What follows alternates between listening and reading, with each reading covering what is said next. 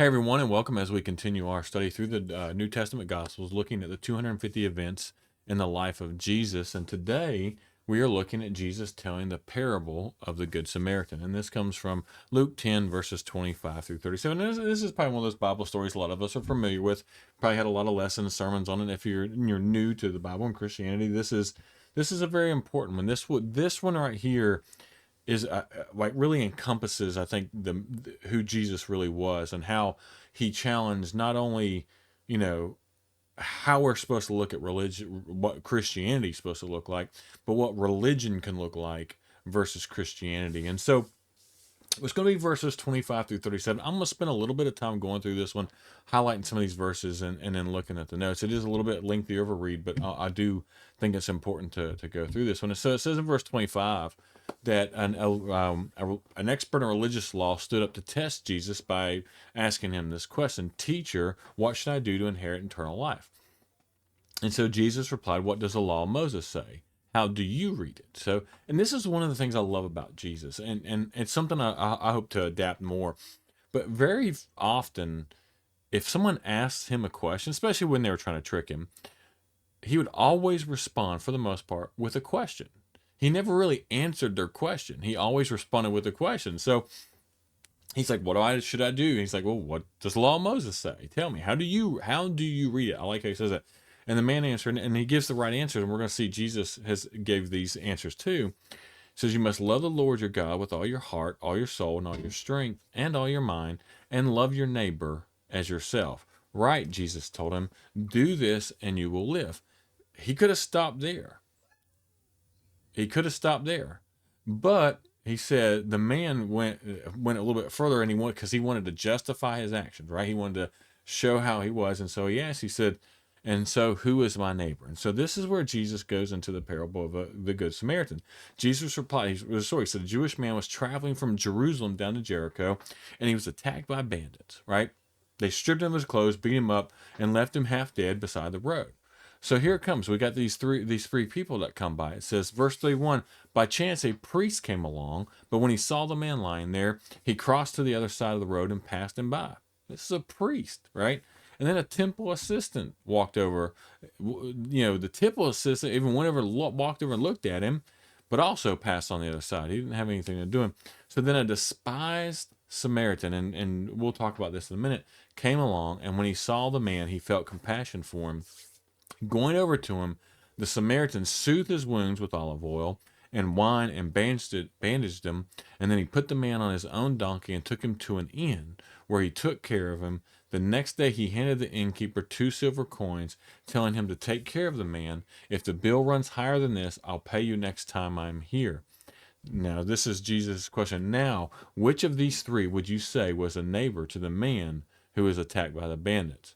The man replied, the one who showed him mercy. Then Jesus said, yes, now go and do the same. And so we see this, right? We see this expert in religious law. He was trying to trick Jesus, and he was trying to justify himself, because really, I think he thought Jesus was, well, if you keep all the commandments and you do all these things, and it's like, no, right?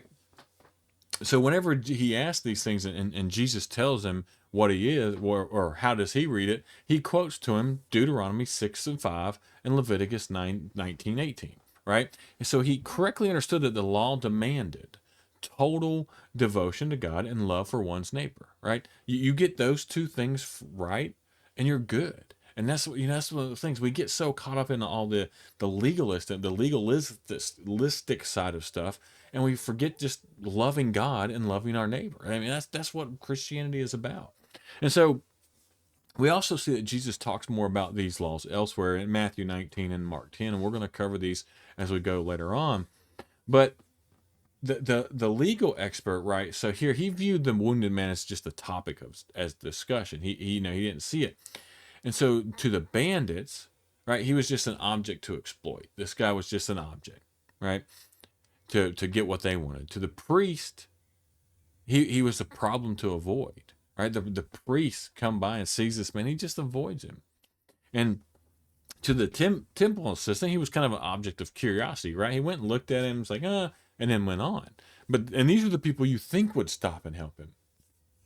And then the Samaritan treat him as a person to love. So of all the people that should have shown him love, according especially to the Jewish people, they didn't, but the Samaritan, who the Jews hated, did. And so from this illustration that Jesus uses here, we learn three principles, right, about loving our neighbor. One, lack of love is often easy to justify, right? It's even though it's never right. And we see this. We see this in our own lives. We see this in the church. We see this in the ways we behave, right? We can justify being rude, being hateful, being just a bad person, right? But lack of love is never the right thing, and we need to make sure that we've done that. We could be too busy, we could have too much going on, all of those type of things. The other thing we need to learn from this, and even in the church, right, that our neighbor is anyone of any race, any creed, any social background, that who is in need. And we need to remember that, right? That those are who our neighbors are. We see so much hate and division among political ideologies and different religions, right? All the different denominations out there, one, each one trying to claim that the other one's right and attacking the other one, right? And so you've got all this out there. And so love means acting to meet the person's need, no matter who they are. And that's our neighbor, right? Who is our neighbor?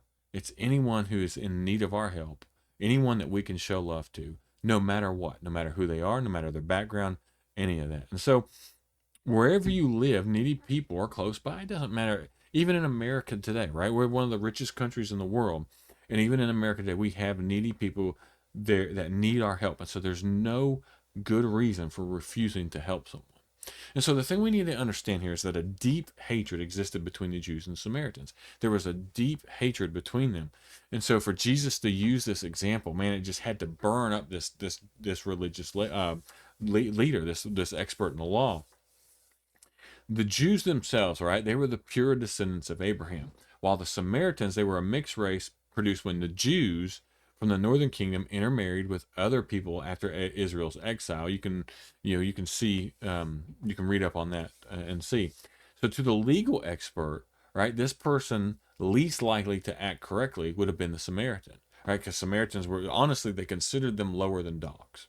And so um, the legal expert would have never have said that. In fact, if you look at the end in verse, I forget which verse it was there, when he answers Jesus, right, in verse 37, he can't even say the word Samaritan. He didn't say, well, the Samaritan was. He said the one who showed him mercy, right? He couldn't even say that. And so the expert's attitude betrayed his lack of the very thing that he had early talked about and the law commanded, which was love.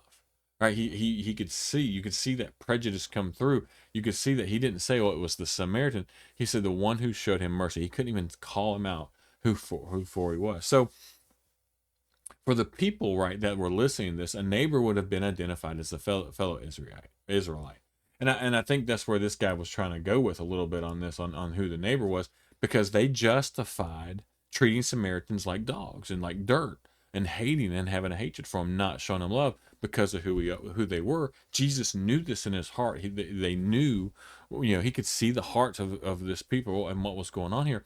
And so he calls them out on it, and he shows them. And so for Jesus, the neighbor is in this story was a Samaritan and a hated enemy of the Israelites. And so that's what we have to remember and get from this story, is that one, in order to get to heaven, we've got to love God and we've got to love our neighbor, right? And the two are both important. They're the two greatest commands. We're going to look at this later on. And so we see this, we see this going on and see this happening. And we see this message from Jesus of what it's not the things you do. It's not the things that you do that get you, into heaven, right? And that save you. It's loving God and loving your neighbor. And so we need to make sure that we're doing that. And we got to realize too, that our neighbor isn't just someone who we like or who we want to be our neighbor or it's easy to love. It's everyone, even those who, we might want to hate. Those are our neighbors. And maybe the people we don't agree with, those are our neighbors. And so we need to make sure that we are loving people the way that Jesus has called us to love people, even if we don't care for them, even if we may have a little bit of hatred for them in our hearts. We need to make sure we get rid of that if we do, because we're to love everyone, and everyone is to be our neighbor. As always, I appreciate everyone for watching these. I appreciate it. I appreciate those. If it's helpful, please share it with others for them to learn from, dive deep into.